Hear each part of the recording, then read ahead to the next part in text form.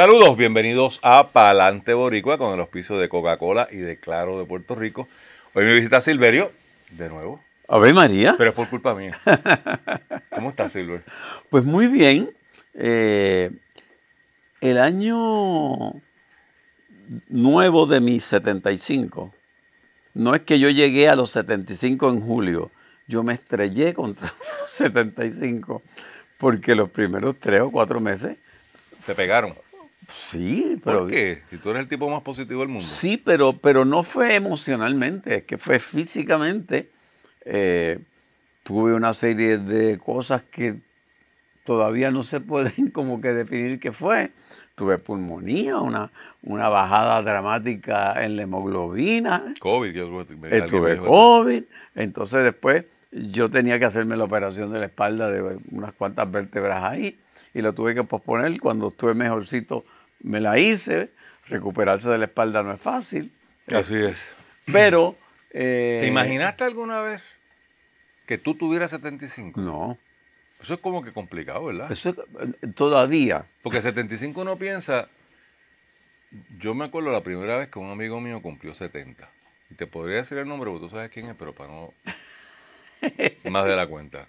Y yo dije, diablo, yo tengo un amigo de 70 años. Claro. ¿Eso es un viejo?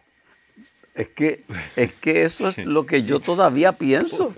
Y entonces hay como que un desfase ¿verdad? entre lo que uno piensa y lo que ves en el espejo o sientes en el cuerpo. Y yo creo que parte de la cosa es cómo uno armoniza eso. Porque ya los 75 dicen, no es que me quiero tapar, que los 75 de ahora pues eran como que los 60 de antes. Bueno, pero eso es porque la gente dura más, pero las dolamas, pues son las dolamas. Y yo no tengo que llegar a 75, ya yo los tengo a los 65. Pero llega un momento, y te lo advierto, en que hay como una demolición. Que uno no espera. Tipo Torre Gemela. Sí, entonces uno tiene que prepararse físicamente para eso. Porque mucha gente, yo veo mucha gente de 60 y pico que tiraron la toalla. Que están acabados. Pero hay un factor mental, ¿no? O sea, si mucho, si tú te sientes acabado, pues... un montón. Y entonces yo recuerdo que en un momento determinado, cuando yo tenía como que ese cansancio inexplicable que venía posiblemente de la bajada en hemoglobina, que yo no quería pararme de un sofá. Y yo decía, no, voy a caminar aunque sea una vuelta alrededor del patio. Y si cuando llegaba al punto de arranque todavía tenía un poquito más de ánimo, voy a dar 2. Y yo me he estado retando siempre. Jugando contigo mismo. Sí, pero la mente juega truco heavy. Y si uno no está alerta, cuidado. Es como el tema del retiro. Yo nunca he pensado que yo me vaya a retirar. Tal vez haga menos cosas o haga otras cosas. Pero como él no hace nada, exacto, no es opción. Yo he oído de gente que no, es loco porque llegue de gobierno y cumplir los 30 años. ¿Y qué tú haces? ¿Meterte en tu casa a hacer qué? Los otros días yo me encontré con una, para mi muchacha, que me dice, ay, estoy empezándome a disfrutar mi retiro. ¿El retiro de qué? No, del gobierno. A los 64 años. Hello. ¿Y qué tú vas a hacer de ahora en adelante? Porque... Sí, no, es fácil el primer mes porque es como vacaciones. Sí. Pues voy a plaza, voy aquí, visito después... esto. Pero el segundo mes va a volver a plaza. Y el tercer mes. Mira, una de las cosas que yo he admirado de mi papá es que él en un momento determinado cortó su relación con el número de la edad. Para él, eso que ese revolú de la gente, porque él tiene tantos años, qué sé yo, él le parece ajeno. Bueno, ¿tiene ¿cuánto? 109 y medio. En diciembre 19 cumple... ¿Cómo está? 40,000 días de haber nacido. Ya uno dice, ay, el día de hoy fue un día largo. Oye, 40,000. 40,000 de ellos juntos. Es un problema. Él está lo mejor que puede estar una persona de su edad. Pues no está encamado. No está encamado. No está encamado. Del saque es bueno. 1. 2. Tiene su mente clara. Se queja de que no oye bien, para lo que hay que oír, Sí, es pues, te voy a mejor decir. que no oiga bien, que no ve bien, pero lo más cómico es cuando me dice que al pararse en el andador desde la hamaca le duele la espalda. Si él supiera cuánto a mí me duele. Entonces, él tiene como que esa idea de que no, si a mí me molesta la vista, me tienen que llevar a un doctor de esos de la vista que me arregle los espejuelos. Bueno, pero no es una pretensión incorrecta. Después No, de todo, debe haber algún espejuelo que le mejore la vista. puede No sé qué ser. quiera ver, pero, pero lo que quiera ver lo va a ver. Pero él es un personaje, él es un personaje. A mí lo más que me llama la atención, Luis, es, mi papá es una persona que estudió hasta tercer grado. No se ha leído un libro en su vida.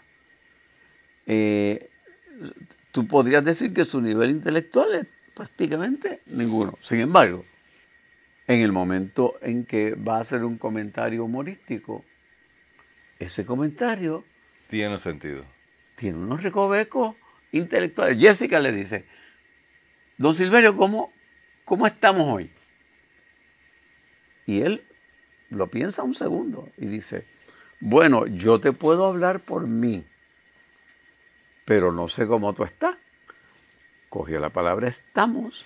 Ujú, ujú, ujú. Y entonces si ella le El Royal dice, We dejó. entonces, ¿cómo? ¿Qué accesa en ese momento su cerebro para que su humor sea siempre un juego de palabras? Don Silverio vio el periódico de hoy. Entonces el periódico está en una mesa y dice, pues fíjate, lo estoy viendo ahora. Ajá. ¿Cómo se siente? Ah, ¿tú quieres saber cómo yo me siento? Y viene y se acomoda. Así yo me siento. Todo un juego con la palabra. Pero no siempre tuvo buen humor, porque hubo un momento de su vida que era un Exact- terrible cascarrabia. Exactamente. En algún momento, o eso estaba ahí y no se manifestó, o en algún momento triunfó la verdadera heroína de la casa, que es mi mamá, que domesticó ese dinosaurio y le permitió. ¿No has podido descubrir ese momento?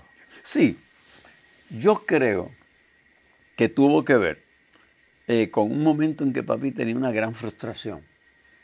Los gastos de la casa eran muchos, Bueno, con todos los hijos que hizo. ¿cuántos? Como 12, ¿no? Éramos 14, pero 14. realmente de la tanda de mi mamá, 11, del cual yo era el mayor. Pero yo recuerdo yo venir de Mayagüez los fines de semana y ver ese montón de muchachitos corriendo por la casa y decía, pero ¿qué es esto? Entonces, en un momento determinado no conseguía trabajo, eso le provocaba unos ataques de nervios y la situación económica era difícil. Porque él era carpintero. Sí. Y entonces ella, en un momento determinado, empieza a hacer unas salidas, a hacer gestiones. Recuerden mis hermanos. Ella salía a hacer gestiones y a hacer gestiones. Y un día vino con la noticia de que ella había logrado incapacitar con el Seguro Social. Okay. Y entonces no solamente lo incapacitó y empezó a recibir el Seguro Social, que debe ser de los culpables de que haya Una quiebra quebrado de el Estados Seguro Unidos. Social, sino que ella El que hizo la tabla actuarial nunca contempló 110 años. no. Esa estaba off the chart. Sino que ella empezó a hacer unos trabajos para la industria de la aguja, que estaba creciente en Guaynabo, y empezó a tomar control de lo económico, tanto con el cheque Que de eso Seguro para un Social. macho del siglo XIX, ¿Qué? es más, para 2 o 3 del 20 y para algunos del 21. Entonces tuvo la sabiduría de que cuando él tenía estos arranques de que yo soy el que mando en esta casa, y aquí las cosas se hacen como yo digo, que todavía lo dice, ella le hizo creer Que sí. que sí.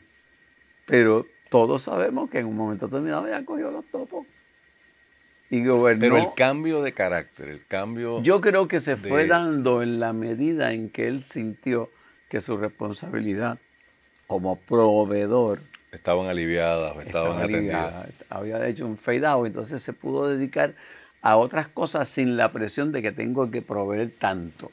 Y yo creo que ahí se empieza a dar ese cambio. Hago todas estas preguntas, y no lo dije al principio, porque como en mi desorganización soy así. Es Y que, se cogen dos. y dos que estamos más perdidos, imagínate tú. Es que yo le escribo a Silver el fin de semana pasado, que fue el de Thanksgiving, porque el día de Thanksgiving, el jueves, me dediqué a leer un libro que él que él había escrito, por supuesto, y que me había regalado hace años antes, y yo no lo había leído, que es este libro que se llama El secreto de mi padre. Y para ser transparente, y que no me acuses de deshonestidad intelectual, escribí recientemente una columna con ese título. Yo no me lo había leído porque yo mismo me dijo, eso tiene que ser la biografía. Sí, la una biografía. cosa aburrida de nació Que en el año de la pera y entonces fue allí. Y yo dije, déjame dejarlo ahí. Yo todos los libros que me dan los miro. Algunos los leo. Y desgraciadamente pocos los disfruto. Resulta que ¿Te pasa eso de que hay veces que por disciplina te tienes que leer un libro y es como un parto? Vamos a una pausa y te contesto esa pregunta. Ok. Continuamos en Palante Boricua con el auspicio de Coca-Cola y de Claro de Puerto Rico. Me visita Silverio Pérez y estábamos hablando de... Mira, yo me leo todo lo que a mí me entregan, todo. Porque creo que cuando alguien me entrega un libro, y me entregan muchos libros, porque Claro, los programas, esto y lo otro. Mi trasfondo, antes de ser abogado, era en literatura, estudios doctorales. O sea, que yo toda la vida he leído mucho. Así que para mí es cuando tú me das un libro, tú me estás dando algo que tú aprecias y valoras. Claro. Y me siento igual. Entonces, yo los tengo en fila, porque son muchos, y de verdad, todos los manoseo. O sea, yo empiezo manoseando el libro. Pues leo la cara contra carátula, leo el índice, miro a ver de lo que es. Hay cosas que del saque ya no me interesan. No tiene que ver con el libro, no me interesa. No hace clic. No hace clic. Y por ahí voy. Y este es un buen ejemplo. Tú me diste yo creo que está en esta fecha. Este no es, este es tuyo. Yo creo que fue en el 21. ¿Cuándo tú publicaste esto? No, eso está publicado este mismo año, en el 23. Ah, pues entonces no me debo maltratar tanto porque no sé tanto. Pero no, estaba allí. Y en estos días decidí, Lo cogí déjame coger, no, me leí 3 o 4 libros. Me leí buenísima, de Antes que llegue la luz. Oh. Buenísimo. De nuevo, eso es de la época vaya de María. Y me leí uno de un abogado. Y entonces me tropiezo. ¿Ya tú te leíste la biografía de Cira Calderón? Ok, pues vamos a... No lo tengo, no está en la fila. Ok. Fíjate, ahí no lo tengo, así que no tengo que... Lo bajo y digo, caramba, déjame mirar esto. Me costaste un juego de fútbol. De verdad. Sí, porque no pude soltar el libro y mi rutina de los jueves de Thanksgiving. Sí, lo es sé. Ver... He participado. Es ver por la mañana la parada de Macy's. Claro. Cuando llega Santa Claus yo me pongo contento. Claro, cómo no. Después vienen los perritos en Filadelfia, que hay un concurso de perritos. Ajá. Y detrás vienen los juegos de fútbol. En algún momento, pues hay un pavo. Así que este año, por culpa tuya, porque cogí el libro, bueno, te escribí en ese momento y te dije, quiero hacer un programa de esto.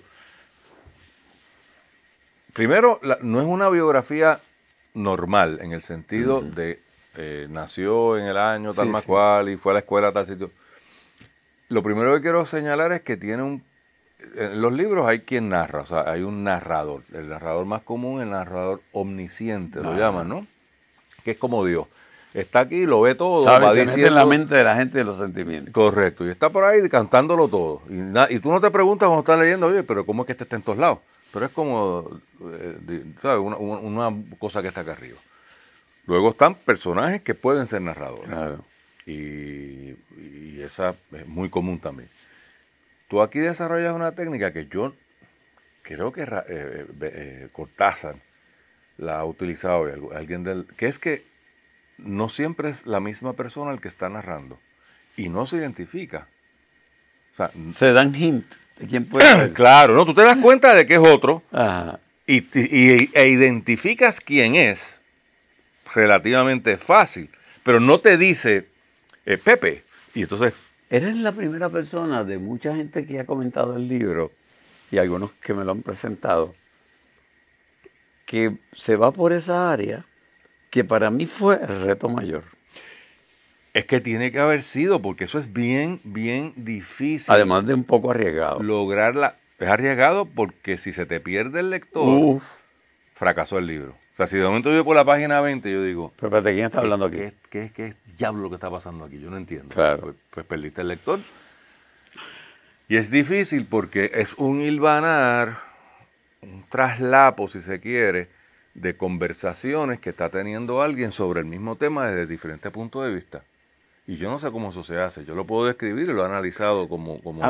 A mí me pasó ¿De dónde sacaste la idea, primero que nada? de que yo sabía cómo quería comenzar el libro. Y lo primero es que para mí hay una diferencia entre las biografías, que no me interesan mucho, y las memorias. La memoria yo creo que deja un espacio para... ¿Cuál es la diferencia según tú? Yo diría que cuando uno va a escribir una memoria, ya la misma palabra memoria te dice que parte de un recuerdo.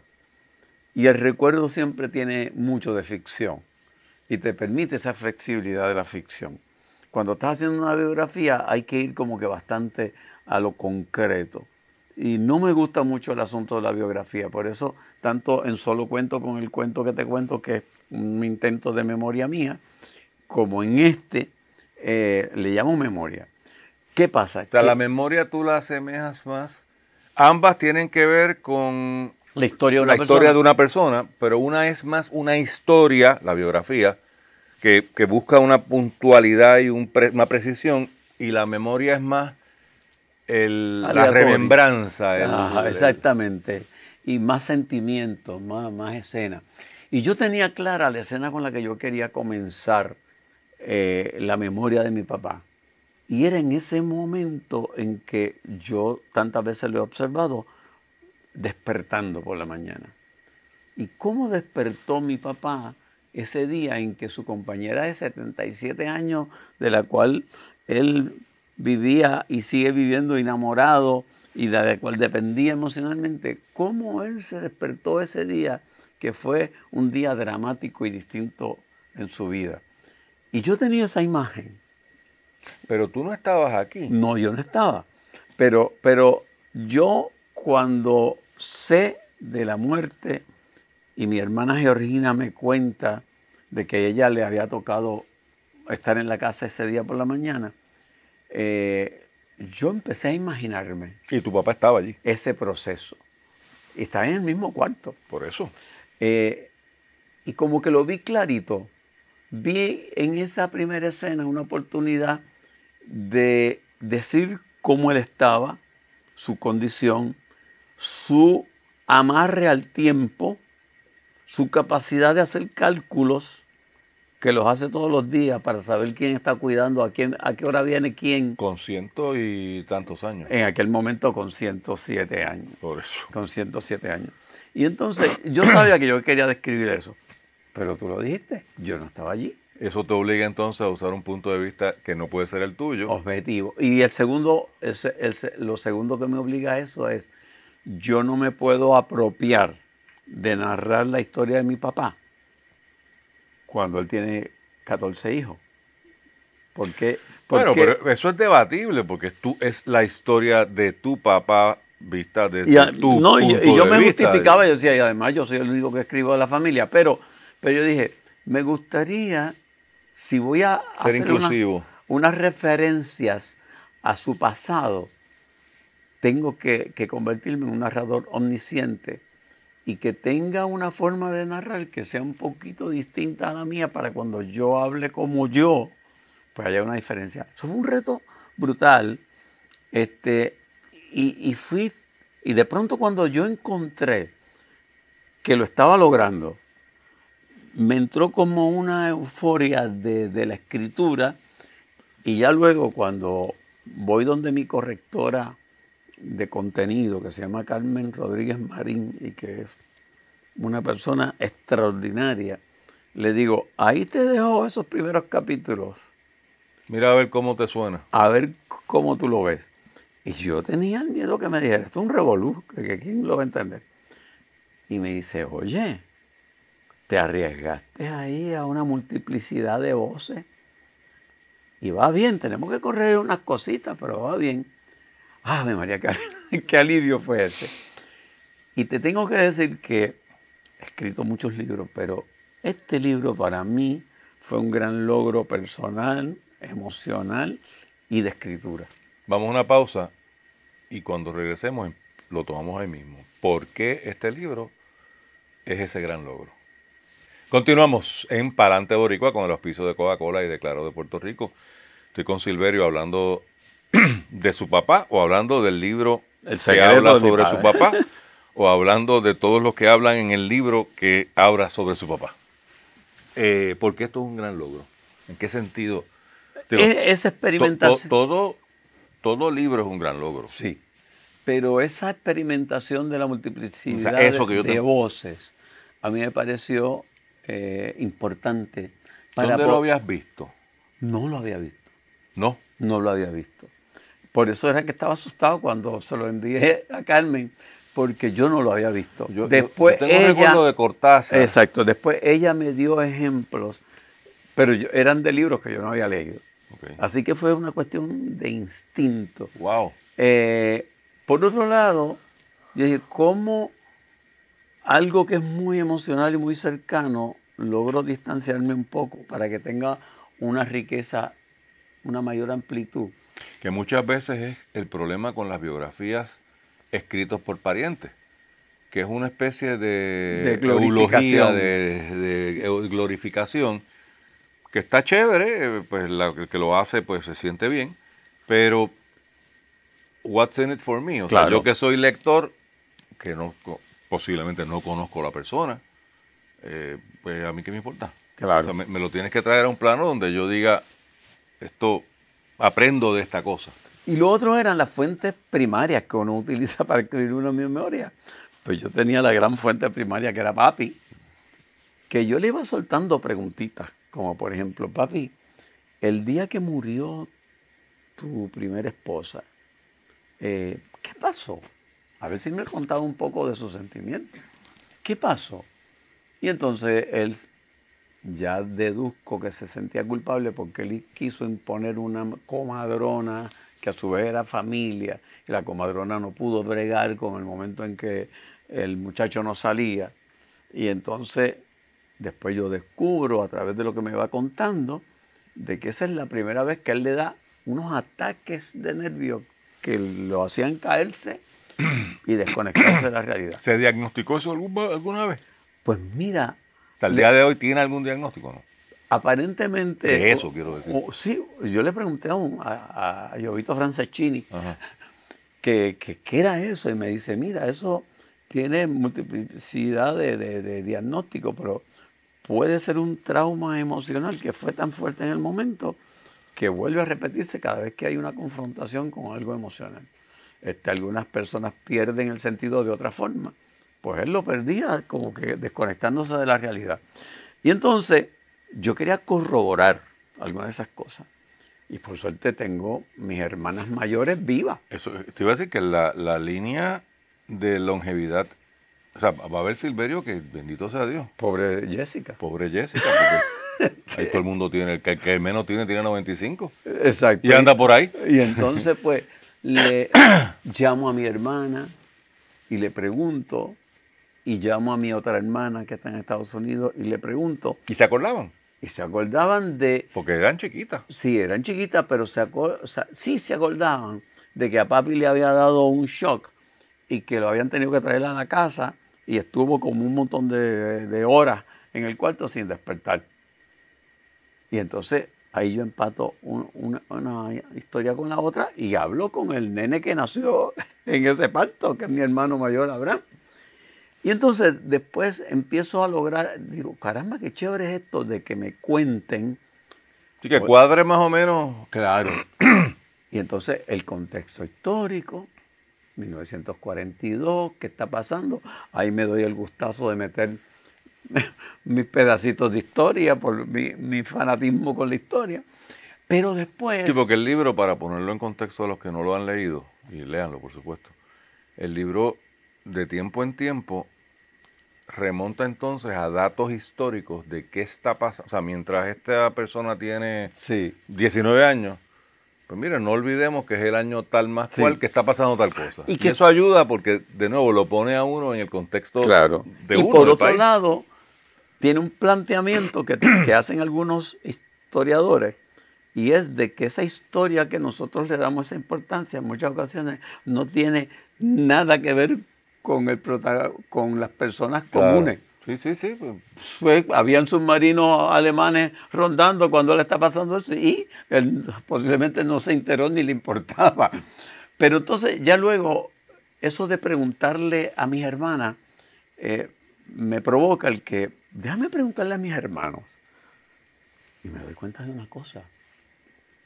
Quizá porque yo era el mayor y porque me fui a estudiar a Mayagüez, yo no viví una serie de experiencias que mis Ellos hermanos sí. vivieron.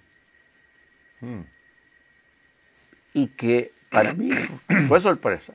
Sobre todo ese carácter explosivo de mi papá, que estaba trabajando en un segundo piso y estaban dos de mis hermanos peleando abajo y él los mandó a que dejen ese relajo y no le hicieron caso y le mandó con un formón de allá arriba y cogió a uno y le rajó la cabeza. Y él hacía, yo nunca viví esa experiencia. Nunca viví esa experiencia. Yo creo que yo digo, caramba, si yo viví por mucho tiempo como hijo único, porque el que te sigue, ¿cuánto? 6 años. Ajá. Sí, tú te criaste solo. Exacto, cuando ya yo entré en Porque los otros 3 del primer matrimonio andaban criándose en Exacto, otro sitio. claro. Cuando yo entro a primer grado, es que nace mi otro hermano, pero ya yo estoy entonces en otro ambiente de la Sí, sí, sí, escuela. sí, sí. Oye, Silver, me llamó la atención. Yo siempre había sabido que tú eras un orgulloso jíbaro de ahí De Mamey. de Mamey en Guaynabo. Pero según este libro, tu familia llega a los 1600 en Guaynabo. En Guaynabo. O sea, son de los fundadores. Eso para Sí. mí también fue una sorpresa, porque cuando yo le pido a Adriana Rivera que me haga esa investigación del árbol genealógico, ella cuando O sea, esa investigación se hizo. se hizo. No, eso es verdad. Y lo hizo minuciosamente y por el compromiso que tenía conmigo, no solamente se alimentó a buscar en el internet y los datos, sino que se puso a buscar en iglesias, archivos de las Sí, por eso iglesias, vi en la de Guaynabo, en la de Coamo. Pero me llama la atención, primero, que tu extracción es humilde, por no decir pobre. Pelado. Pelao. Éramos pelados. Entonces, La única persona que aparece con a lo mejor la posibilidad de que tenía algo es la única que hizo testamento y es una de las fundadoras del pueblo de Guaynabo, María Díaz. por eso, pero entonces me llama la atención que usualmente de los pobres no tienen genealogía, o sea, pues, y raro ver que que haya un linaje en el mismo sitio, porque los pobres se mueven, porque se mueven cuando se mueve la economía. Y tú empezaste en Mayagüez y te fuiste para Las Marías, te fuiste para otro lado, Claro. buscando, ¿verdad? Ahora mismo estoy leyendo el libro de Brazo de Oro, Ajá, ajá. que ya no es la que pensábamos. Y entonces te das cuenta, eso que tú dices, que le seguían el rastro a sus padres porque eran los hacendados más grandes de café que había en el área. Pero si tú no eres el hacendado, pues tú... La única forma es meterte en los archivos de una iglesia que haya guardado los archivos originales, que no y la se haya escuela de Guaynabo lo tiene. Que no se haya inundado, que no se haya quemado. Exactamente. Pero ¿y qué te sentiste cuando tú dijiste, diablo, yo soy del abolengo? No, entonces, no, otra cosa es que yo juraba que íbamos a encontrar ancestros españoles a la soltar, porque mi abuelo siempre hablaba de ancestros de Islas Canarias. Y no apareció ningún Y eso canario. no aparece ningún canario por ahí. Pero la muchacha que me hizo la investigación, que es muy, muy seria, me dice, eso no quiere decir que no los haya. Eso lo que podría decir es que los que hubo decidieron no identificarse como españoles en los censos. Sí, porque los censos siempre Sí. dependen de la buena fe del que Y yo, contesta. ¿dónde usted nació? Pues aquí, en Guaynabo. Pero a lo mejor era un canario que como no hablan como los españoles, Claro, pasaba con... para no tener la diferenciación de que era extranjero, pues decía de aquí. Pero el hecho de que ella me dijo, pero hay una familia Pérez en una de las Islas Canarias, donde todos, y se reúnen todavía, tienen más de 100 años y hay como 10. Sabrá Dios si los Pérez de tu papá vienen de ahí. Otra cosa que hice fue la cosa del DNA. Y Pero eso no abundas ahí en el libro mucho de eso. no porque es complicado, porque para explicarlo había que entrar en cómo es la metodología de los halogroups y todo ese tipo de cosas. Pero sí lo que me llamó la atención fue que en la línea de materna de mi papá, por ahí para arriba, está en la misma línea de la línea materna de Nelson Mandela. ¿Cómo es? O sea, tú Eso eres primo de Nelson Mandela. no, pero Vamos a una pausa. yo sé que nacimos el mismo día, un 18 de Ah, julio, bueno, ahí eso cuenta para algo. pero Roy Brown también. Vamos a la pausa, regresamos. Continuamos en Palante Boricua. Soy Luis Pavón Roca. Dele like y click y campanita y todas esas cosas. Usted sabe lo que tiene que hacer. Silverio, los auspicia Coca-Cola, nos auspicia Claro de Puerto Rico. Cuando tú trabajabas en el libro, desde que pensaste ¿qué tú pensabas que le ibas a entregar al lector? ¿Por qué yo debo interesarme en un libro de tu papá? Aparte que pues, tiene 110 años, 107, Sí, y 108 cuando se escribe el libro. el título me lo da la misma gente que yo me había dedicado en los últimos 4 o 5 años a poner videos de las cosas extraordinarias que él hacía. A los 100 años subiendo por unas escaleras que no tenían borde. Sí, que te llamaron la atención por esa Sí, vaina. exactamente. Y entonces empezó a escucharse mucho, oye, ¿y cuál es el secreto de tu papá? La gente está buscando que si dieta o lo que sea, ¿no? Sí, sí, darse un whisky al día, Claro. comer... Pero me llamó la atención el secreto de tu padre. Todo lo que traduje el secreto de mi padre.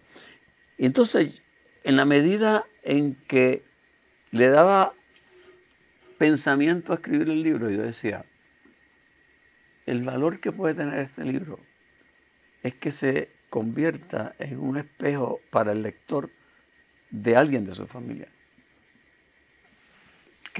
O del mismo, Exactamente. dependiendo de la edad. Que la persona cuando lo lea diga, ay, pero eso se me parece a fulano de tal. Ay, y mira, es verdad, yo recuerdo que hacían esas cosas en el barrio. Y exactamente eso es lo más que recibo de la gente. Ese libro de tu papá, muchacho, me ha traído unas memorias de tal cosa y tal cosa y tal cosa. Y yo digo, ok, eso era lo que yo quería. Pero además, yo quería hacer algo que es lo que está en el fondo. Y de hecho, en un momento determinado lo dije en el manuscrito y la correctora de contenido me dijo, no lo digas, porque es evidente. No vas a decir qué es lo que dijiste que no se dijo. Yo quería cerrar diciendo, el secreto de mi padre es mi mamá. Y ella, y Carmen me dijo, no lo pongas. Yo creo que resulta evidente que esa imagen de tu madre ahí que está de fondo es Bueno, la que arma el rompecabezas. te tengo que decir que esos no son capítulos, son secciones donde se narra la muerte de tu madre. Sí. Son bien fuertes. No fuertes en el sentido de... Son conmovedores. Son conmovedores. Y son conmovedores porque yo lo escribí todavía conmovido por lo que había pasado.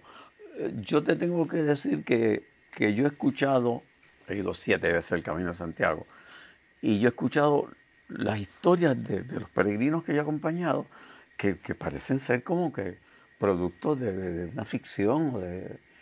Pero yo nunca había tenido una experiencia personal así.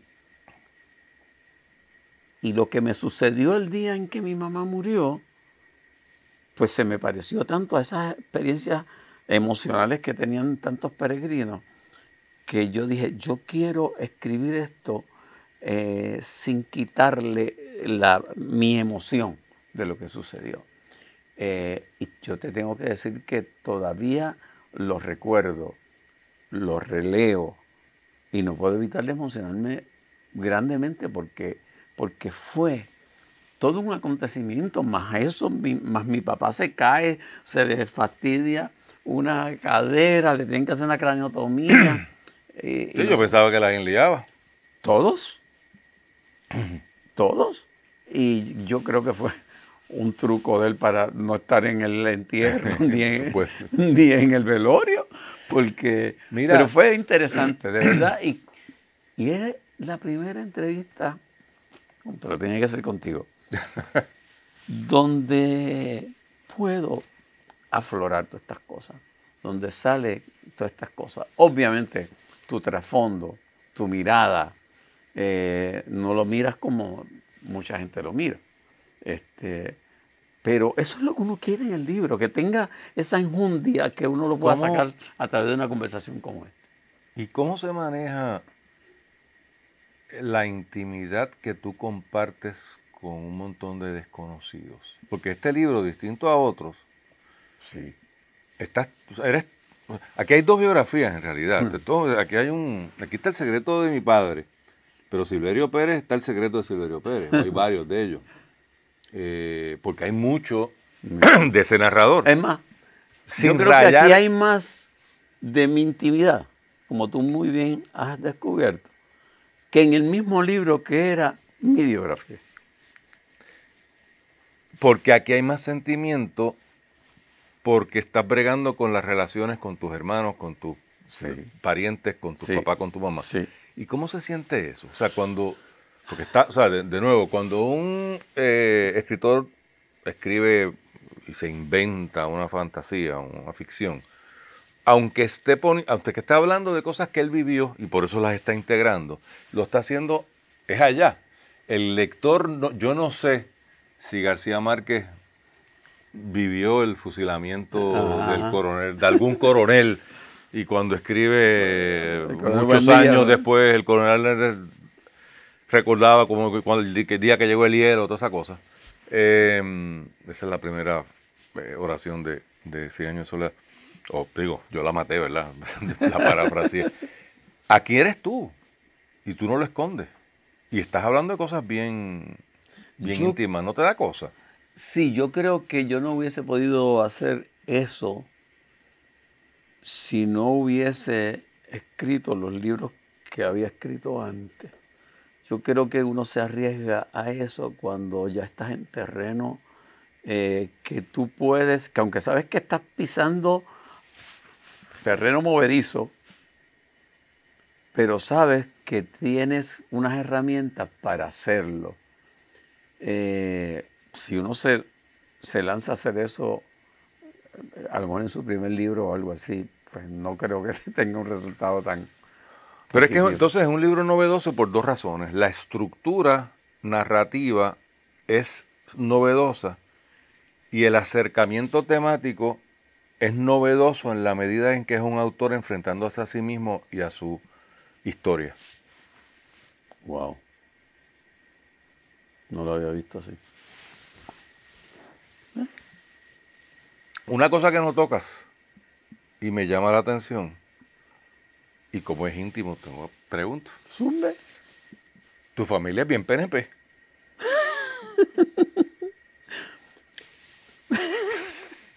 Y tú sabes que ese es un área que quise hurgar para... Pero no te atreviste. Pero no, porque lo dejas establecido.